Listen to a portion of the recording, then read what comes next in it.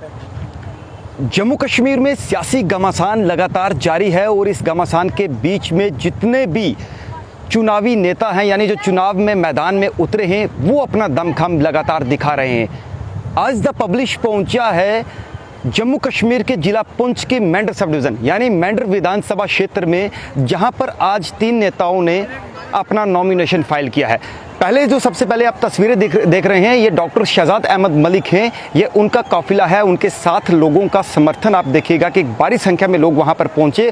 और डॉक्टर शहजाद अहमद मलिक जो कि पूर्व वाइस चांसलर रहे हैं, यानी ये एक्स जो है वो वाइस चांसलर साईनाथ यूनिवर्सिटी से रहे हैं और इनकी एक एनजीओ भी है और पिछले 10-12 साल से इस इलाके में सक्रिय हैं। और आज एज ए इंडिपेंडेंट कैंडिडेट उन्होंने अपना नॉमिनेशन जो है वो फाइल किया। हालांकि इनके साथ जो समर्थक थे उनमें एक अलग चीज देखने को मिली, जहां पर उनके इंडिपेंडेंट उन्होंने हाथ में झंडे पकड़े हुए थे। दूसरी तरफ देश का ध्वज यानी राष्ट्रीय ध्वज भी उनके वर्करों के हाथ में जो है वो देखने को मिले। क्या कहना है डॉक्टर शहजाद अहमद मलिक का पत्रकारों के साथ बात करते हुए, अब आप वो सुनिएगा। रहीम, मैं सबसे पहले मेंढर की आवाम का, बुजुर्गों का, नौजवानों का शुक्रगुजार हूँ जिन्होंने हौसला अफजाई के साथ मुझे यहाँ लाया और मैंने आज यहाँ का फॉर्म फिल किया है, नॉमिनेशन।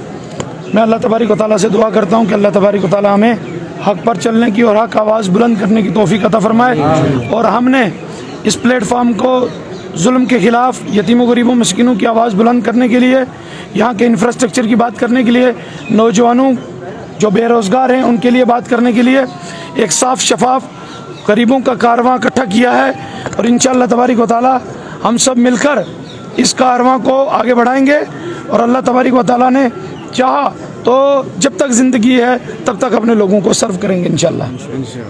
शुक्रिया। अब इसके बाद जो आप तस्वीरें देख रहे हैं ये हैं एडवोकेट मुर्तज़ा खान। मुर्तज़ा खान को भाजपा ने जो है वो टिकट दिया है। एज ए मुस्लिम चेहरा है, पहाड़ी समुदाय से ताल्लुक़ रखते हैं और मुर्तज़ा खान ने भी अपना शक्ति प्रदर्शन जो है वो आज मेंढर में दिखाया। उन्होंने भी नॉमिनेशन फाइल किया। हालांकि सैकड़ों की संख्या में उनके साथ भी तमाम जो उनके समर्थक थे वो थे। हालांकि उनके साथ नॉमिनेशन फाइल करने के लिए पूर्व मंत्री रहे श्यामलाल जो कि भाजपा के उपाध्यक्ष हैं जम्मू कश्मीर के, वो भी वहां पर पहुंचे। साथ में हिमाचल से आए हुए एक विधायक वो भी उनके साथ थे और तमाम जितने भी नेता वो सब वहां पर मौजूद रहे। और मुर्तज़ा खान ने आज अपना शक्ति प्रदर्शन दिखाते हुए आरओ कार्यालय में आज अपना नामांकन भरा। हालांकि जब उनसे बातचीत की गई तो उनका कहना था कि मैं भाजपा में इसलिए शामिल हुआ कि पिछले 70 वर्षों से जो मांग थी हमारी पहाड़ियों की उसको भाजपा ने पूरा किया था और मैं ये नारा लेके चल रहा हूँ कि एहसान के बदले एहसान। तो ऐसे में उनका कहना है कि हम जो है अपना दमखम और हमारे समर्थकों ने काफ़ी जो है वो साथ दिया। तो अब देखना ये है कि उनकी चुनावी इस पूरी यात्रा के दौरान किस तरीके का माहौल रहेगा वो तो अंतिम जनता ही फैसला करेगी। लेकिन उन्होंने अब क्या कहा पत्रकारों से बात करते हुए वो सुनिएगा। हम कमिटेड हैं, भारतीय जनता पार्टी में मैं शामिल हुआ उसकी बुनियाद भी यही थी कि मैंने होम मिनिस्टर साहब के साथ एक कमिटमेंट की थी पहाड़ी कम्युनिटी के बिहाफ पे, पूरे जम्मू कश्मीर के पहाड़ी लोगों की नुमाइंदगी करते हुए हमने उनसे ये कमिट किया था कि अगर आप शेड्यूल ट्राइब का दर्जा पहाड़ियों को देंगे तो हम उस एहसान का बदला एहसान से चुकाएंगे। और ये चूँकि इलेक्शन में वो एहसान चुकाने की घड़ी आ गई है तो उसके पेश नज़र हमने ये फ़ैसला किया कि हम एज ए कम्युनिटी, और बल्कि मैं तो ये कहूँगा कि इस पूरा खिता के लोग चाहे वो किसी भी कम्युनिटी से बिलोंग करते हो, उनको सबको मिलकर एहसान का बदला एहसान से चुकाने के लिए मैदान कारज़ार में उतरना होगा। और अगले 2-3 हफ्ते जो बचे हैं इलेक्शन कैंपेन में उसमें वो अपना नुमाया किरदार अदा करेंगे। आज आपके नॉमिनेशन फाइल में श्यामलाल शर्मा पूर्व मंत्री थे, साथ में और भी एक विधायक जो बाहर से कौन लोग शामिल थे वो भी बताएं। देखिए, श्यामलाल शर्मा जी न सिर्फ हमारी पार्टी से हैं बल्कि उससे पहले भी मेरे वो ज़ाती दोस्त भी हैं और उन्होंने यहाँ हमारे साथ शामिल होकर हमारे इस ओकेजन को और भी ज़्यादा तक़वियत दी है।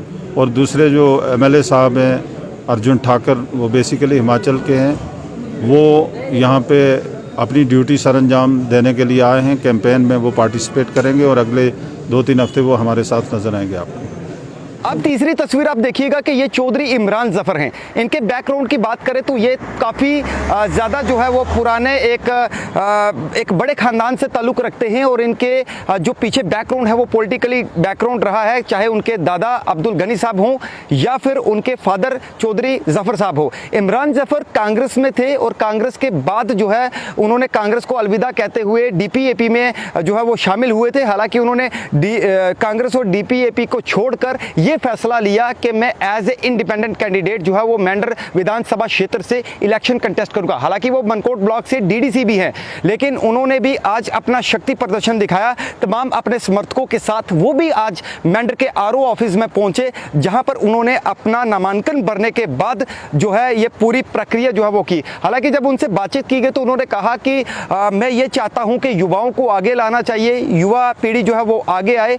मैं बिना किसी पैसे के या बिना किसी सपोर्ट के जहां कहा जाता है, और मैं चाहता हूं कि युवा मेरे को जो है वो आगे देखें, क्योंकि मैं हमेशा युवाओं की आवाज़ उठाता हूं। अब इमरान जफर ने इस पूरे जो अपने आज के सफ़र पर क्या कहा वो सुनिएगा। और मैं ये कहूँगा कि मेरी एक ही सोच थी कि नौजवानों से भी जो है वो कोई इलेक्शन कंटेस्ट करे और ऐसे नौजवान आने वाले वक्त में आए कि हमारे इलाके में जो ये पैसे का ज़ोर, बिरादरियों का ज़ोर, हर बार इसी नाम पे जो है इलेक्शन लड़ा जाता है। और मेरे वालिद साहब 22 साल पहले इलेक्शन उनने कंटेस्ट किया था 2002 में, और वो हार गए थे सिर्फ इन बरादरियों की जंग की वजह से। मेरे वालिद साहब ने भी बहुत खिदमत की, मेरे पूरे ख़ानदान ने खिदमत की, लेकिन मैं यही चीज़ देखना चाहता हूँ इस बार कि लोग उसी बिरादरियों की मनफी सियासत में आज भी हैं या वो बिरादरियों से बाहर निकले हैं।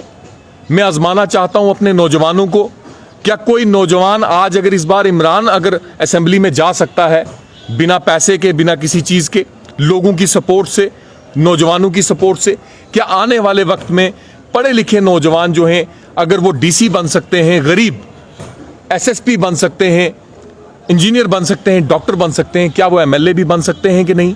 क्योंकि हमेशा यहाँ पे एक बात की जाती है कि जब भी इलेक्शन आते हैं वो कहते हैं दो चीज़ें चलती हैं कि यार इसके पास टिकट नहीं है, तो टिकट भी कोई गरीब बच्चा जो है वो नहीं ले सकता, और दूसरी वो बात करते हैं कि इसके पास तो पैसा नहीं है, ये कैसे गाड़ियाँ चलाएगा, कैसे निज़ाम चलाएगा, लाखों करोड़ों रुपया खर्चा होता है।